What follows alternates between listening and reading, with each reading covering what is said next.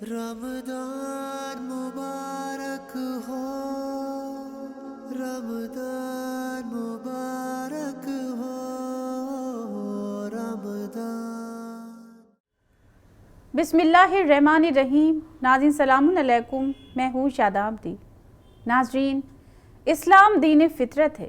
ماہ رمضان کے شروع ہوتے ہی اہل اسلام پر ایک اہم عبادت یعنی روزے فرض ہوتے ہیں۔ ساری فضا روشن و منور ہو جاتی ہے۔ یہ رحمتوں، برکتوں اور مغفرت کا مہینہ ہے۔ اس مہینے میں دسترخوان الہی سجا ہوتا ہے کہ جس میں پروردگار ہمیں اپنی طرف دعوت دیتا ہے کہ اے میرے بندے، تو میری طرف ایک قدم بڑھا، میں تیری طرف 10 قدم بڑھاؤں گا۔ میری رحمتیں، نعمتیں سب تیری طرف بڑھیں گی۔ لہٰذا اس مبارک مہینے میں ہم اپنے باطن کو اتنا پاک کر لیں اور اپنے کردار کو وہاں تک پہنچائیں جہاں پروردگار عالم ہمیں دیکھنا چاہتا ہے۔ تو آئیے جانتے ہیں کہ روزے سے ہم کیا سیکھتے ہیں اور اس سے ہمارے اندر کیا تبدیلی پیدا ہوتی ہے۔ جیسے ہی ماہ رمضان شروع ہوتا ہے تو ہر کلمہ گو اللہ کے حکم کی تعمیل کرتے ہوئے روزے رکھنا شروع کر دیتا ہے۔ آخر کیا وجہ ہے کہ ہم صبح سے لے کر شام تک بھوک و پیاس برداشت کرتے ہیں، حلال رزق کو اپنے اوپر حرام کر لیتے ہیں؟ اس سے ہمیں کیا فائدہ حاصل ہوتا ہے؟ اس سے ہماری کیا تربیت ہوتی ہے؟ سب سے پہلی بات جو ہم روزے کے ذریعے سیکھتے ہیں وہ ہے وقت کی پابندی۔ روزہ ہمیں پابندی کا درس دیتا ہے، یعنی ہر کام ٹائم ٹیبل کے حساب سے کرنا سکھاتا ہے۔ وہ چاہے سحری کرنا ہو، نماز پڑھنی ہو، افطار کرنا ہو، تلاوت کرنی ہو وغیرہ۔ اس کے ذریعے زندگی سسٹمیٹک طریقے سے گزرتی ہے۔ روزے کے ذریعے ہمیں یہ میسج ملتا ہے کہ زندگی کا ہر کام صحیح وقت پر کرنے کی بہت ضرورت ہے اور اسی میں کامیابی ہے۔ یہی وجہ ہے کہ ہمارا ہر کام وقت کے اندر ہو بھی جاتا ہے اور ہم عام دنوں کی بنسبت زیادہ کام اور عبادتیں انجام دیتے ہیں۔ ناظرین، دوسری اہم بات، اس کے ذریعے ہماری قوت برداشت بڑھتی ہے، یعنی جن لوگوں کو ہر وقت کچھ نہ کچھ کھانے پینے کی عادت ہوتی ہے لیکن ہم کتنی آسانی سے بھوک و پیاس برداشت کر لیتے ہیں۔ کیسے؟ روزے کے ذریعے ہماری قوت برداشت بڑھ جاتی ہے۔ کم کھانا کھا کر بھی انسان اپنا گزارا کر لیتا ہے، اور اگر کم غذا کے ہم عادی ہو جائیں تو سارے مسائل، بیماریاں ہی دور ہو سکتی ہیں۔ اس کے علاوہ روزے کی حالت میں ہم لوگوں کی غلط باتیں برداشت کر لیتے ہیں۔ کسی کو کچھ کہنے سے پہلے یہ سوچتے ہیں کہ کوئی بات نہیں، چلو اسے معاف کر دیتے ہیں۔ واقعاً اصل معنی میں ماہ رمضان ہمیں ہماری اصل ضرورت سے واقف کرا دیتا ہے اور برداشت کی قوت میں اضافہ پیدا کرتا ہے۔ ناظرین، روزے کی حالت میں ہمیں اس بات کا احساس ہوتا ہے کہ کھانا اور پانی کتنی بڑی نعمت ہے۔ جب مغرب کے وقت پہلا لقمہ اور سارا دن پیاسے رہنے کے بعد ہم کو پانی کا گھونٹ ملتا ہے تو ہم اللہ کا شکر ادا کرتے ہیں۔ اس طرح سے ہمیں نعمتوں کا احساس ہوتا ہے کہ جسے ہم عام دنوں میں نعمت سمجھتے ہی نہیں ہیں۔ روزے کی حالت میں احساس ہوتا ہے کہ ہمارے پاس کیا کیا نعمتیں ہیں۔ روزہ ہمیں اللہ کا شکر گزار بندہ بناتا ہے۔ آپ دیکھیے، گرمی کے روزے ہیں لیکن کسی بھی لمحے ہمیں پیاس کا احساس نہیں ہوتا، بھوک محسوس نہیں ہوتی، کسی بھی وقت کھانے کی طرف ہمارا دھیان نہیں جاتا۔ گناہ کا خیال آتے ہی ہمارے ذہن میں یہ بات کلک ہوتی ہے کہ ہم روزے سے ہیں، یعنی یہ ہمارے لیے ڈھال کا کام کرتا ہے۔ امام حضرت علی علیہ السلام نے ارشاد فرمایا ہے، ماہ رمضان کے روزے کے بارے میں خدا کا خیال کرو، اس لیے کہ اس مہینے کے روزے جہنم کی آگ سے حفاظت کرنے والی سپر ہیں۔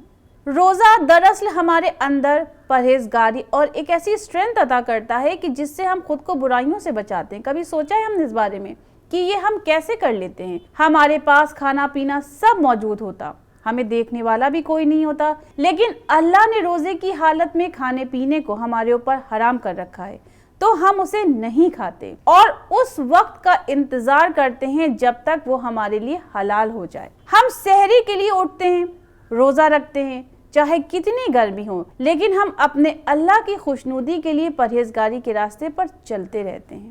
یہ سچ ہے کہ سحری کے وقت کچھ کھانا پینا ہمیں سب سے مشکل ترین کام لگتا ہے۔ یوں کھانا پینا ہم سب کو پسند ہوتا ہے، لیکن سارے دن میں سحری کا جو وقت ہوتا ہے وہ کھانے پینے کے لحاظ سے بہت مشکل ہوتا ہے۔ لیکن اس وقت کیا حکم ہے کہ سحری کرو، کیونکہ سحری کرنے میں برکت ہے۔ سحری کرنا پروردگار عالم کو پسند ہے۔ بس یہی جو چیز ہے کہ ہم دل کی ناپسندیدہ چیز پر کنٹرول کرتے ہیں، یعنی جس چیز کی مرضی نہیں ہوتی لیکن ہم وہ کرتے ہیں۔ پھر جب سحری کا وقت ختم ہو جائے تو کھانے پینے سے رک جانے کی ہدایت ہے۔ اب اگر اس وقت ہمارا دل بھی چاہے کہ ہم اور کھائیں لیکن ہم نہیں کھا سکتے۔ اس طرح روزہ ہمیں ڈسپلن سکھاتا ہے۔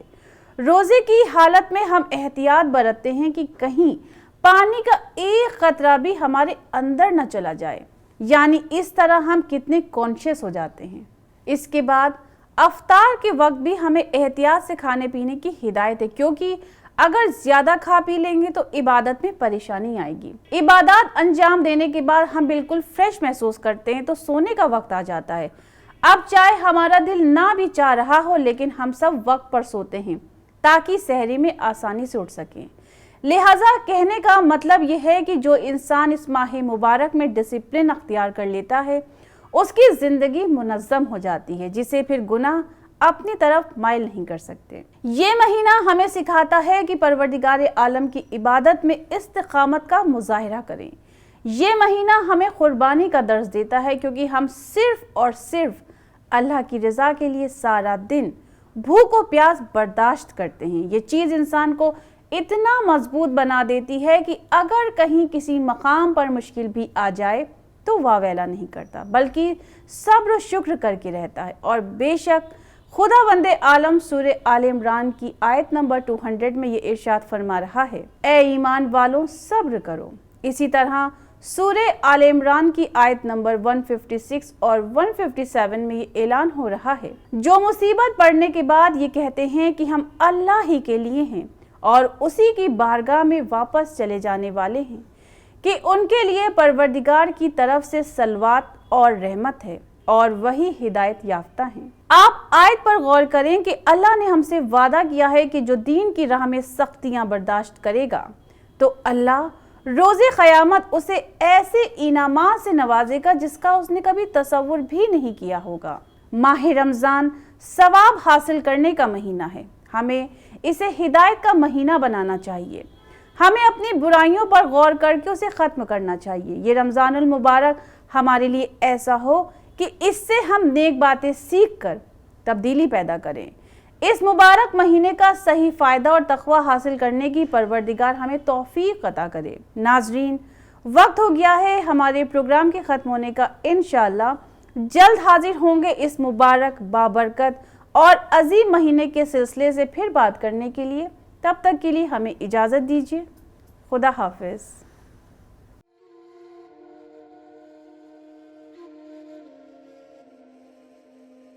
رمضان مبارک ہو، رمضان